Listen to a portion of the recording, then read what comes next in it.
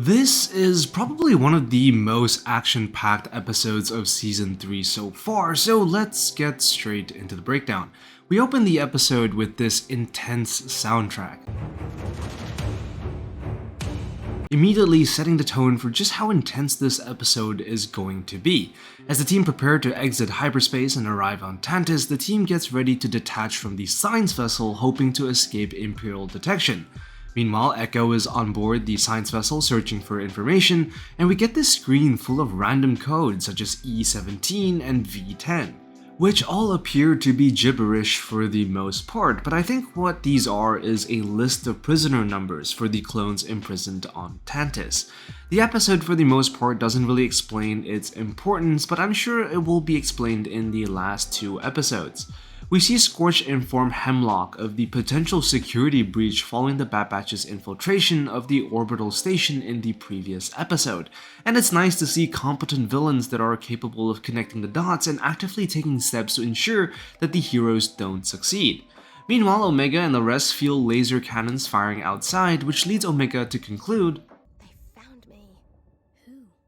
My brothers."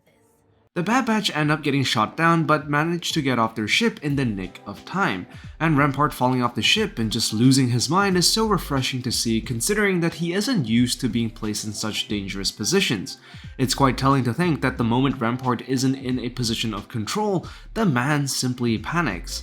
As the team trek through the jungle, we see a brief moment of Crosshair's psychological trauma acting up, and I think the show is going to set up a defining moment for the character where he will need to overcome his psychological difficulties if the team is to succeed in their mission. Echo puts on a stormtrooper uniform to disguise himself, but in the process of downloading the data, he is interrupted by an RA-7 protocol droid. Echo manages to sneak onto the base, and Omega decides to use the delivery shaft to explore a potential escape route.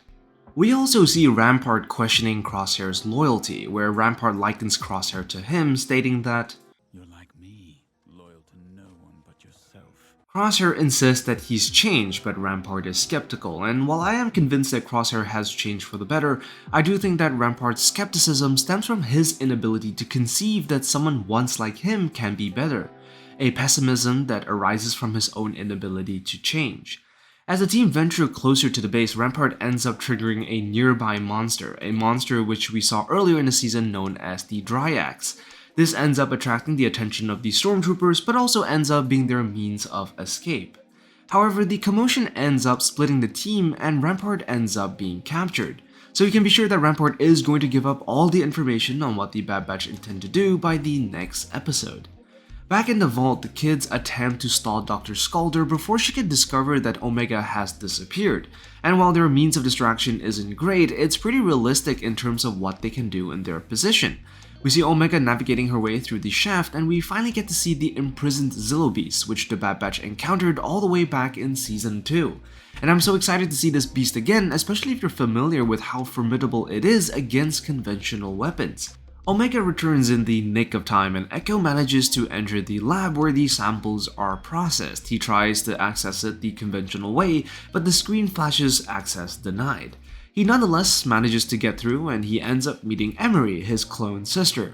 Emerie recognizes Echo, and the two have a heart-to-heart where Emerie is finally forced to confront the truth, which is that simply following orders doesn't absolve you from the consequences of your actions.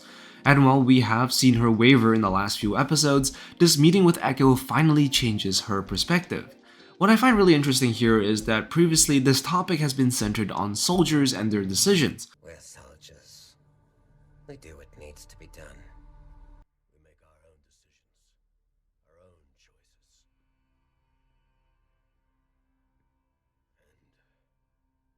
And we have to live with them too.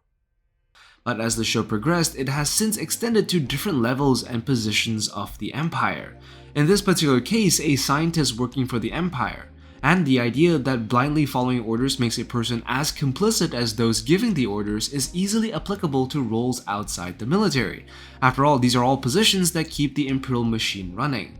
Omega tells the rest of the kids that she finally has a plan, but she is going to need all of their help. And you can bet that this plan likely involves releasing the Zillo beasts. Anyways, that's all for this breakdown. Be sure to let me know what you think in the comments down below. Be sure to like and subscribe, and I will see you in the next one. I am the Lost Acolyte, And I have spoken.